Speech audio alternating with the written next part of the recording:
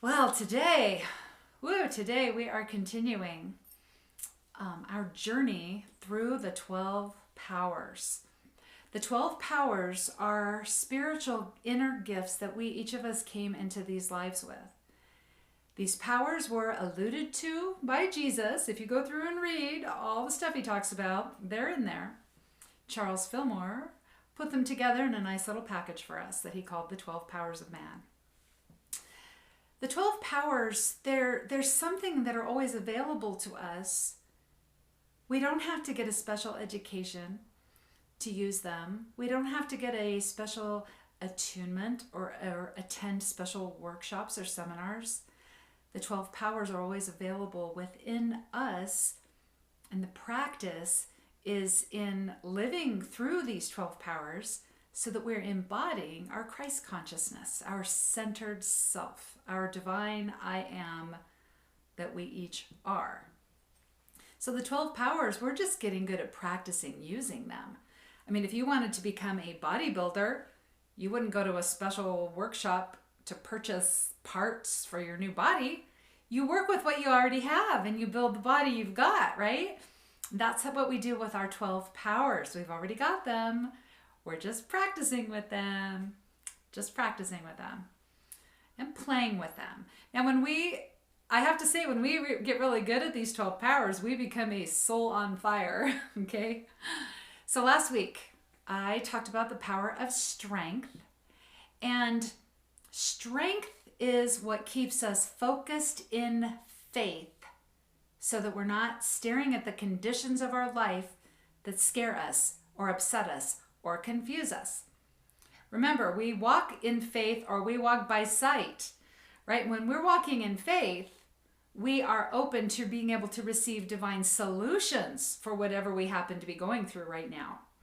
Strength is what helps us to keep walking in faith.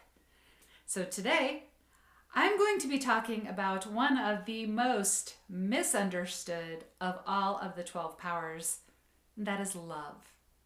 Love, capital L. Okay, love. We tend to judge this idea of love by how we experience it in our own life. So love, as we just go through our life day to day, is a very watered down version of big cosmic love. Because in this life, most of us have probably been taught that, well, you decide if you're going to love something, right? Do you love something or someone? Is it worthy of your love?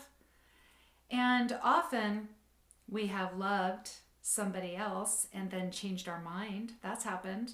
If you have ever gone through a divorce, or if you have parents who have gone through divorce, there was love and then something changed. Okay, so this kind of love, lowercase l, it's changeable, it's muted, it is wrapped up in limitation and judgment. What I'm talking about today is big cosmic love. It is a cosmic force. It is a cosmic force whose sweep is irresistible. When we work with the power of love, it opens up our ability to know oneness with all things. This is to see God as everywhere present. This is to remember God is all things, everything that's ever been and everything that's yet to be. Everything is a physical expression of God, or if you want to call it the force or source energy or divine mind or the universe. Okay, life with a capital L, you can call it that. Everything, though, is a physical manifestation of God in this world, okay, or that source energy. That means you. That means me. Every person. So when we see God as everywhere present, that is us living in big cosmic love. That is us being in alignment with our Christ consciousness, our divinely centered self. Love is expressing big cosmic love. Now, it's not about loving people that we don't like, okay? Like, oh, do I have to love them now? It's not about loving people we don't like. It is not about being a doormat. It's not about allowing, people to do mean things to us. It's not about us having to do things we don't want to do, okay? Expressing big cosmic love is simply us seeing God expressing through all things, through all people, not just the people we already love and have a good time with, all people, all people. Okay, expressing big cosmic love is about seeing God, seeing the universe, seeing the potential for source energy to express itself, even in the conditions that we see as scary, limiting, confusing, situations filled with injustice. These conditions are not devoid of God, because God is all things and everywhere present. There is no place that God is not. This is to embrace and express big cosmic love, to just realize, remind ourselves, well, God is everywhere present in all things, even the situations that scare me, even the people I don't like. I wonder how Spirit will express itself through that. Let's wait and see, right? Get a divine surprise there. So knowing love, knowing big cosmic love is important as one of our powers, because when we know this big cosmic love and we look at that person that we don't much like, or we look at the condition that scares us, but we know big cosmic love, we know that it can be expressed through the condition that scares us, through the person that we don't like. Okay? We call forth Spirit through that when we decide we're going to see it. That's all we have to do, is just decide to see it. I think this might be why John, the disciple John, wrote in his book 1 John, anyone who does not love does not know God, because God is love. Now, he's not talking about like, oh, well, I love my kids, but I don't love so-and-so, right? He's not talking about that. Of course we love our kids, or we love our cat or our puppy. But what he's talking about is, if we can't love even that person that we don't like, then we don't know God, because God is love. If we aren't knowing love, we're not seeing God in that place where we don't know the love.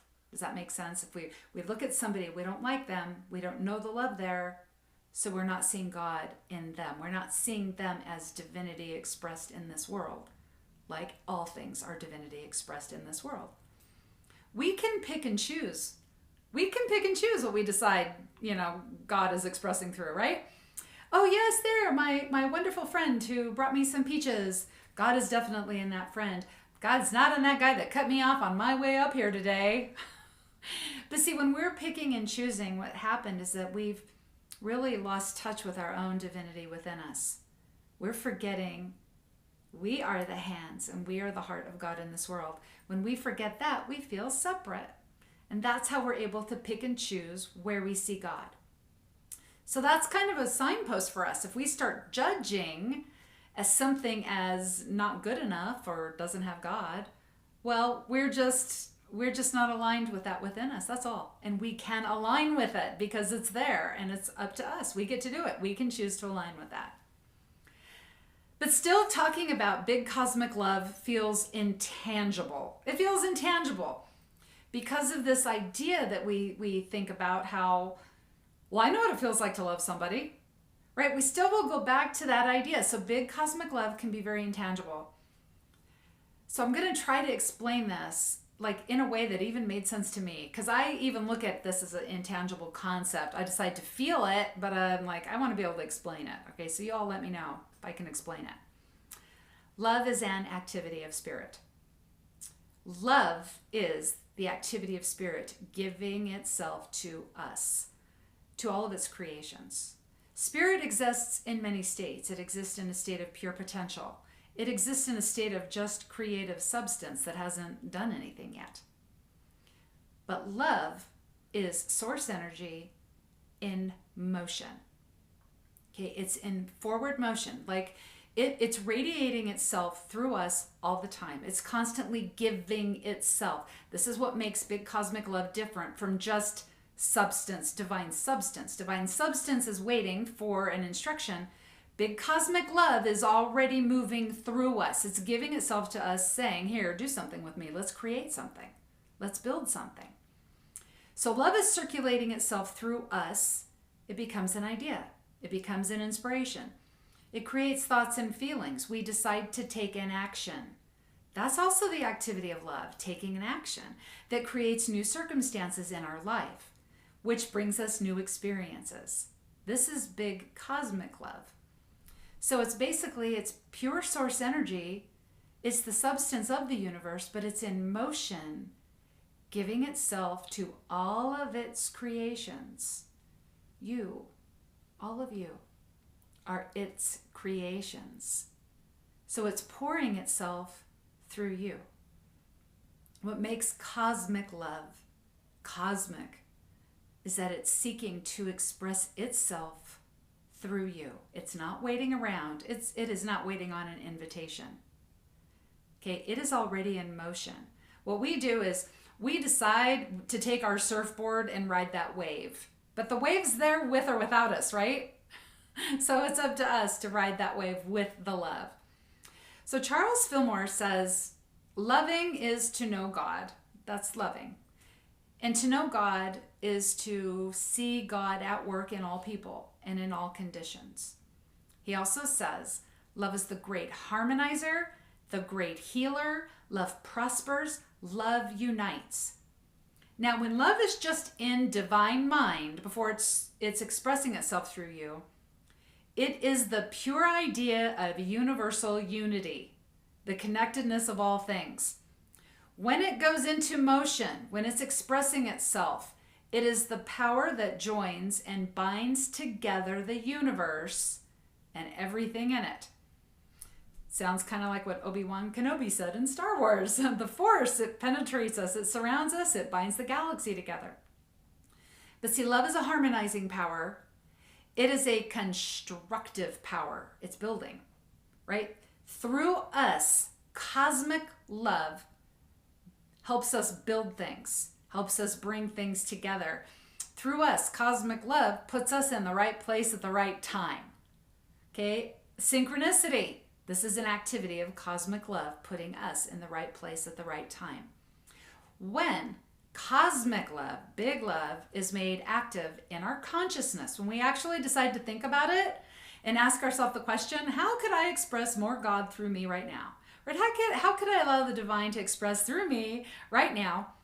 Then that big love, it reconstructs, rebuilds, and restores through us.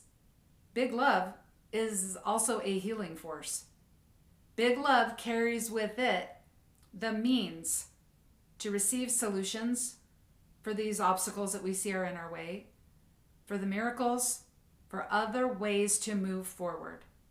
This is why love is a cosmic force whose sweep is irresistible, and love is bigger than anything in its way, because there's no obstacle that can really keep us stuck. No obstacle. We can decide to change it, right? Maybe we need to ask for help on this. We can change something, or we rise above it. But the obstacle cannot keep us stuck. When we decide to embrace big love working through us, we'll be given solutions. We'll be given guidance. Maybe the right person to ask for help. Okay, the right place to go. In the book of 1 Corinthians, the Apostle Paul, he describes love really for us perfectly. He gives us all the qualities. Here they are. You've heard this. Love is patient. Love is kind. Love does not envy. That means it's generous. Generosity. Love does not make a vain display of itself and does not boast. That means love is humble. It does not behave itself unseemly or seek not its own. That means love is courteous. It's considerate. It is not easily provoked. We're back to patience. It thinks no evil. That means love is without guile. It rejoices not over iniquity. So it's not celebrating somebody else's failures. It rejoices in truth. It bears all things, believes all things, hopes all things, endures all things. Love never fails. love never fails. Now that can still feel kind of intangible. How does that work in our lives? Patience. When we are calling forth our centered self, our Christ consciousness, our great I am, okay, the great me, the great me. Patience is our ability to have the inner calm so we can endure this thing we have to endure. It gives us access to clarity so we can call forth a solution. You know, we get clarity and we get an idea, don't we? We know what to do. And sometimes that knowing what to do, it doesn't have to be huge. Sometimes that knowing what to do is, I'm going to call Silent Unity and get a prayer, right? I'm going to email Diane. I'm going to watch Netflix for a little while. Okay. All right. So that's patience. Kindness. Love is kind. Okay, seriously, kindness. Kindness goes a long way. Right now, there's a lot of schooling happening, right? People are wanting to school each other, right? You should be wearing a mask. You shouldn't be wearing a mask. You're part of the wrong political party. We all know that nobody's ever changed our mind through trying to school us, right? Because it's not kind, and we put up our defenses when somebody tries to school us. So kindness is what helps us live by example. Okay, so we do more good by living a good example. Love is generous. This is giving with an open heart. And because we feel that pull of compassion, we don't give because I want to activate the law of circulation. So I'm going to give to my church because I want a new car. We don't give that way. That's not generous giving. We give because we just feel called to do it. Humility is a quality of love. Humility. Humility is when we recognize we are part of something bigger than just our life. We're on a journey with everybody here. You know what else it takes for us to be humble? Is when you receive a divine idea, when you receive an inspiration, humility is to say thank you to that inspiration and then take action on that inspiration and see it through. Okay, it's not humility. It's actually arrogant of us to receive a divine inspiration. And then at first we think, wow, that sounds really great. But then we say, oh God, that's wishful thinking. Who am I to think I could do that? Who are you not to do it, right? You receive the inspiration for a reason. And it is being humble to say thank you and receive that gift and do something with the gift. That is humility. We are also, love is considerate. Again, this is honoring where other people are and where they aren't, right? We are not here to school people on what they're doing right or wrong. We're here to be an example. So we're considerate. And love is without guile. I looked up the definition of being without guile, guileless. It is to be honest, straightforward, and frank. You know what honest, straightforward, and frank are qualities of? Being assertive. An assertive person, it's not aggressive, it's not pushy. Being assertive means we set a boundary and we let people know about our boundary. You know, I spent a lot of my life setting invisible boundaries and then getting all bent out of shape because somebody didn't honor my boundary. And so I would have to be passive aggressive behind their back, right? So they could hear about how unhappy I was. But I wouldn't say it to their face. Assertion is when we say no when we mean no, yes when we mean yes. We set clear boundaries. I tell you, I love when I ask a volunteer to help me with something and they say, you know what, Deanna, no, I just can't do that right now. Because I have asked volunteers to help out with things and then they disappear from the church, right? I ask people hey, how would you like to volunteer and help out? And they're like, yeah, okay, let me think about it. And then they never come back. Because I violated an invisible boundary that I didn't know about. Okay? When we are assertive, we are clear and honest and we're frank. And people trust us when we are assertive. So those volunteers who tell me no, I know then if I ask them again for something and they'll say no if they don't want to do it instead of disappearing. Okay? So Be honest, straightforward, and frank. That is a quality of love. Charles Fillmore tells us the center in the body for love is, guess, the heart center. It's the heart center. And the disciple for this power of love is John the Beloved. He was, there's like somebody else, I think, who's called the beloved of Jesus, but after Jesus was buried in the tomb, Mary Magdalene actually referred to John as the beloved. So I think he was also a beloved. He was the one who, in his writing, he came right out and said, God is love. God is light. So this is John, not John the Baptist, John the disciple. He was also present with Jesus with just 2 other disciples for a couple of special miracles Jesus performed that the other disciples were not present for. One of these was actually raising another young lady from the dead. Wasn't just Lazarus he rose from the dead. There was somebody else too. All right, I also said I would talk about the character in Harry Potter that represents the quality of love. And I changed my mind about this last minute because it just felt so right. I chose Rubeus Hagrid. Rubeus Hagrid.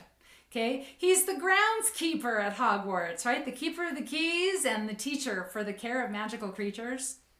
His outward appearance, he can be intimidating. He's a giant and he's very strong. But inside, he's tender-hearted. He's prone to tears. He's prone to despair, especially when people do really unkind things. But he unconditionally loves and accepts others as they are. He even has a half-brother who is pure giant, who has been very hard on him. But Hagrid believes that with love, anything can be rehabilitated. With love, anything can be saved. Hagrid is very patient. He gets bruised up, beaten up, and bitten by the magical creatures he works with. He never stops giving them love, and he never holds their behavior against them.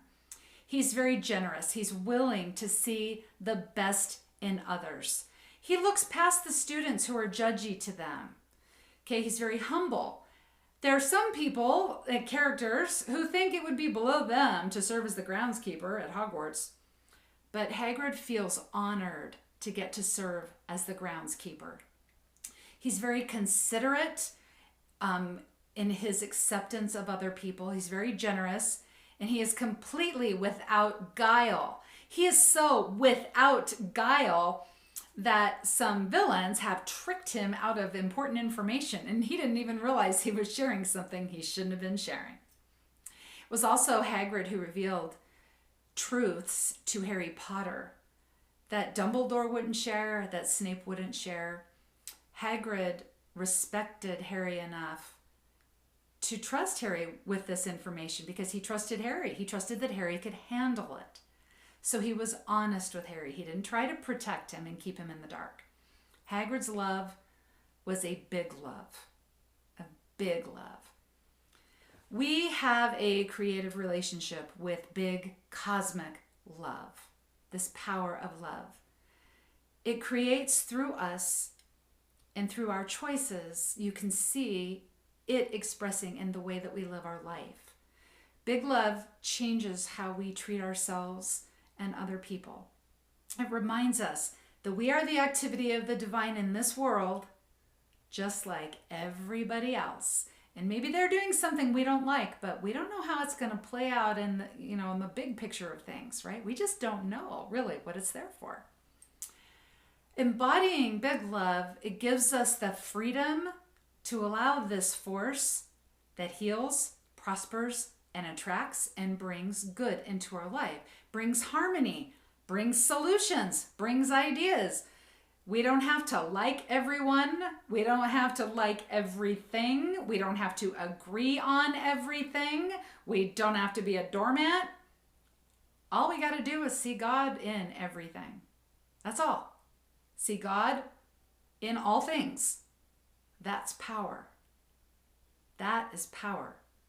Because when we see God, when we see love, where we didn't see it before, everything changes. In the Course in Miracles, lesson 60, it says, I will recognize in everyone my dearest friend. Everyone. everyone. That is big cosmic love. Love, God is love, love extended through all things. Every single person that we look at, we are looking at the wonder of God, right? That bigness. You know what? When we can look at every single person, and I ask you to imagine right now, a politician that you don't like. When we can look at every person and still see that that is the activity of the divine in this world, well, you are one lit soul. You are one lit soul, and think about what one lit soul can do in this world. We see all of life as sacred then, and that we see everyone as a holy partner on this journey. Everyone. Because we are all connected. We're all connected in this expression of the divine. And that's how we're creating heaven on earth. So until next time, remember, you are the activity of spirit in a body. You are the heart and the hands of spirit in this world. You are a soul designed to do all of this stuff. You're a soul designed to express big cosmic love. In everything you do, you are blessed. And so it is. Thank you.